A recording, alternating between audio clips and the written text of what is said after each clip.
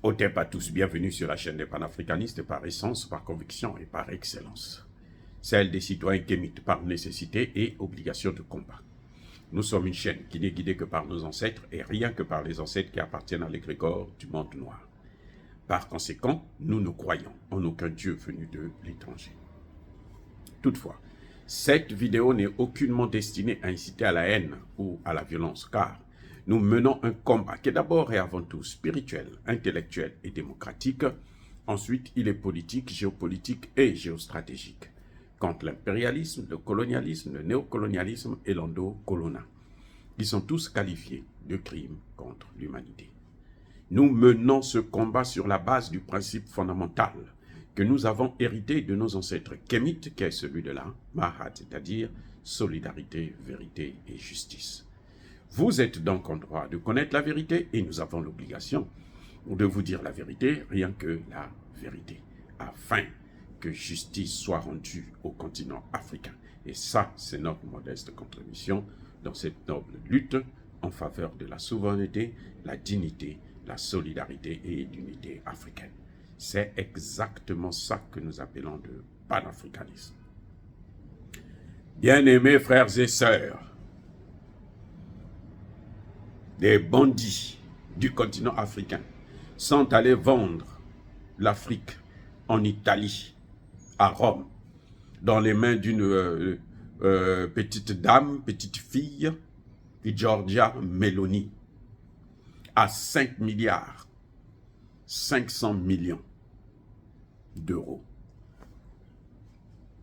Vous savez, ça me rappelle père son âme, hein, Kofi Annan, secrétaire général de l'Organisation des Nations Unies. Il est allé vendre les matières premières africaines à 1 milliard à la Banque mondiale et au FMI. Kofi Annan, qui n'était que secrétaire général de l'ONU, que d'ailleurs ils ont sorti, il est parti la tête entre les cuisses, parce qu'on a accusé, lui et son fils, de tous les maux de la terre. Bien fait pour lui. Parce que, vous voyez, à force de les servir là, quand vous prenez la tangente là, pour aller maintenant définitivement au repos éternel, eh bien, ils vous mettent dans la bouille, ils vous salissent pour que votre histoire ne puisse plus jamais exister. Et Kofi Annan, le dernier acte contre, je dis bien contre l'Afrique, c'est de demander à ces Occidentaux-là de mettre sur la table 1 milliard et refaire la carte minière du continent africain. 1 milliard. Bien sûr, il a sa part dedans. Hein? C'est comme ça que ça se passe. Il a sa part dedans. Il a un pourcentage. Je ne sais pas s'il est parti avec sa part là où il est parti, à l'enfer, probablement, ou bien il a dû laisser au moins à ses enfants, qui sont, si la justice est sérieuse, devraient faire la prison. Bref, il demande aux Occidentaux de faire la carte. Mais ce qu'il oublie, c'est que les Occidentaux ont déjà nos cartes. Les matières que vous voyez qu'on est en train de découvrir là, que les Maliens, hein, nous les Africains, nous sommes en train de découvrir actuellement au Burkina Faso, au Niger, au Mali. Personne ne savait qu'au Burkina Faso, il y a l'uranium.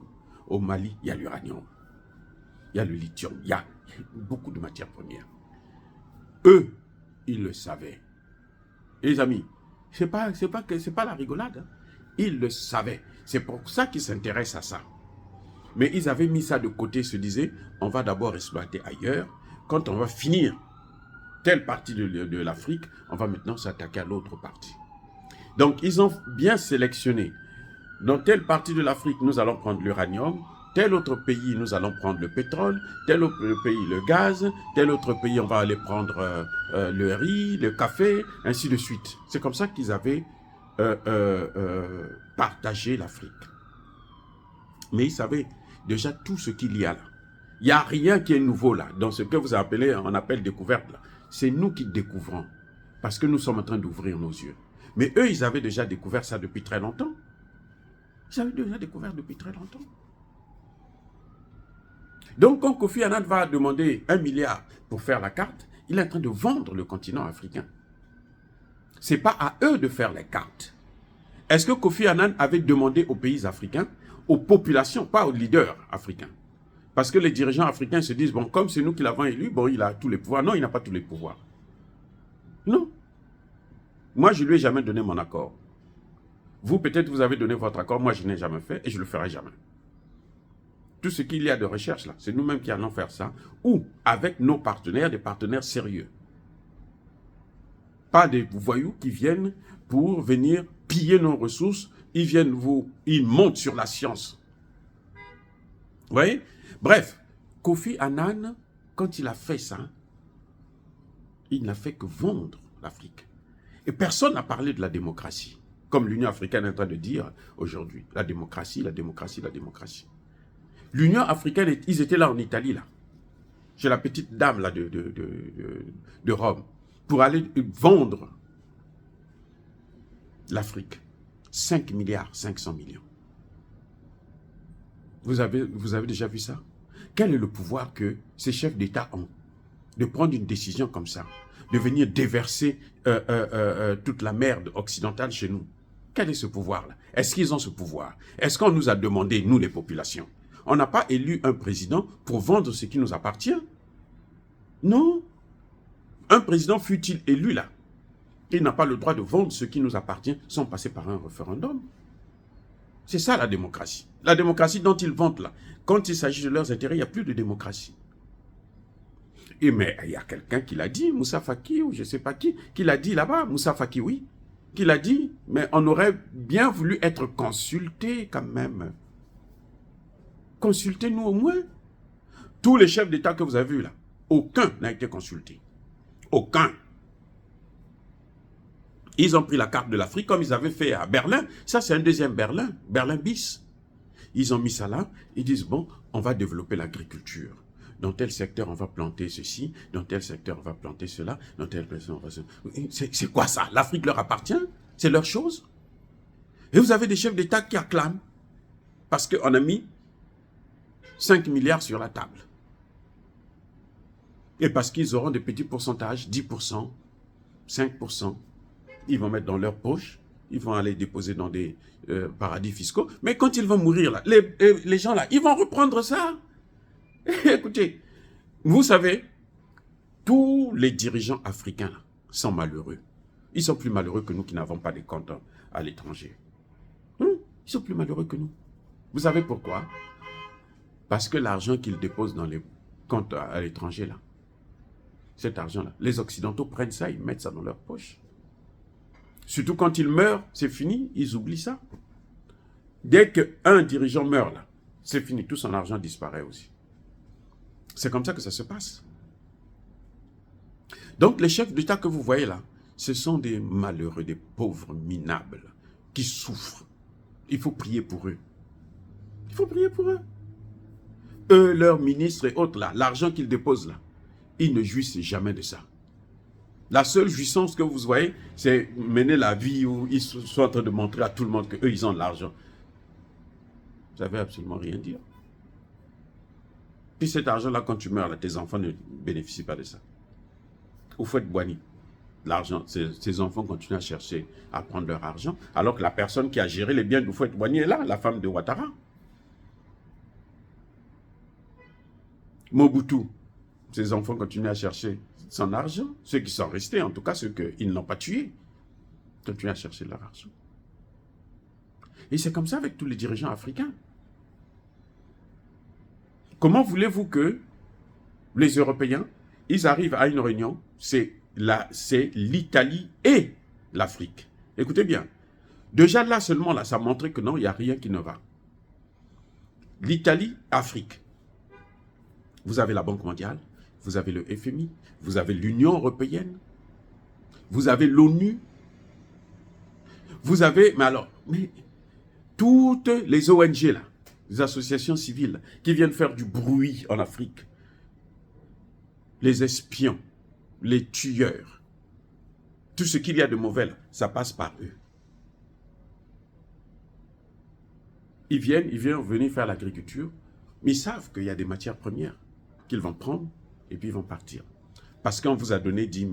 Regardez, vous voyez mon pays, le Congo aujourd'hui, vous avez des érosions partout. Vous savez c'est quoi? Le massacre de la forêt. Le massacre.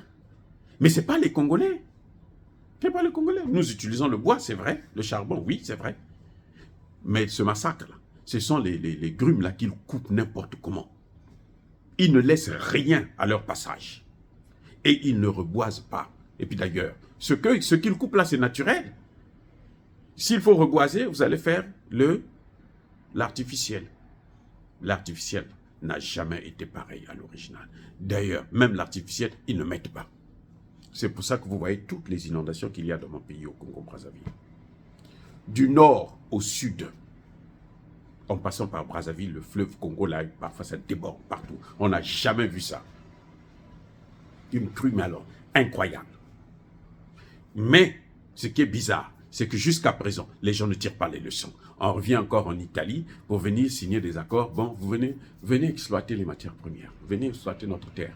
Venez faire l'agriculture. Venez détruire encore plus notre santé. La santé, on ne met jamais la santé dans les mains d'un étranger. Voyons. C'est pas possible. On n'a pas besoin d'être opposant pour parler de ces choses. Parce que ça nous regarde, c'est notre pays. Ce sont nos enfants. On ne met jamais la santé, l'éducation dans les mains d'un étranger. Vous ne connaissez pas, même ici, là, dans ces pays-là, vous ne connaissez pas le médecin, non? C'est vous qui choisissez votre médecin. Moi, je vais travailler avec tel médecin. Oui, l'assurance vous donne le choix. Voilà le médecin que moi, je vais travailler avec lui. C'est votre choix. Mais là, ils sont partis en Italie. Non, on ne les a pas concertés. Ils ont déjà fait leur plan. Le monde entier est là contre eux. Et eux, ils viennent, ils signent quand même. Oh, c'est bien. Oh, c'est bon, c'est bon. Dieu merci que le Sahel est en train de donner une autre voix à l'Afrique. Et ça va se propager sur l'ensemble du continent. Ceux qui sont allés signer, vendre l'Afrique à 5 milliards d'euros, tant pis pour eux. Ils devraient remettre cet argent eux-mêmes. Parce que les Africains, là, Dieu leur a montré une nouvelle voie. Dieu leur a montré la vraie voie. Et c'est celle-là qu'ils sont en train de suivre, c'est celle-là qu'ils vont suivre. Tout le continent africain est derrière le Sahel. Dire cela, c'est inciter à la haine ou à la violence. Non. Il n'y a pas colère, veille à malais. Nous n'allons pas, ils n'ont pas le droit de refaire ce qu'ils ont fait en 1885, parce que les dégâts de 1885 sont encore visibles et continuent à nous terrasser en Afrique. Maintenant, nous disons non, ça suffit. Bien-aimés frères et sœurs, soyez bénis. Soyez abondamment bénis par le Dieu des Kémites et par nos ancêtres angélisés. Mais que tous ceux qui persécutent le continent africain le pillent et le déstabilisent, qu'ils soient noirs, blancs, chinois, arabes, juifs, indiens ou qui qu'ils soient punis, maudits, foudroyés, neutralisés, écrasés, effacés par le Dieu des Kémites et par nos ancêtres angélisés. Vive l'Afrique éternelle, j'ai dit et j'assume.